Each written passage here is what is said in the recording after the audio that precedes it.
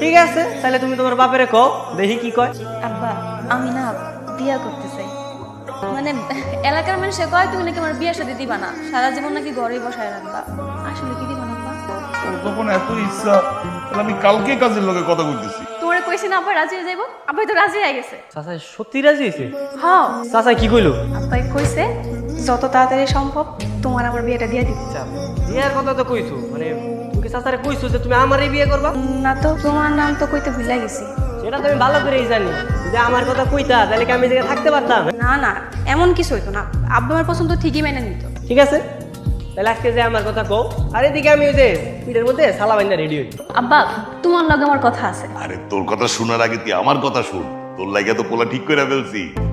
কাদের শিকদারের পোলা ঝন্টু শিকদারের সাথে। আব্বা তুমি এসব কি কইতাছো? আমি তো কোনো জন্তু মন্ডলে বিয়ে করব না। বিয়ে করবি না মানে? হ্যাঁ আব্বা, আমি ঠিকই কইতাছি, কারণ আমি একজন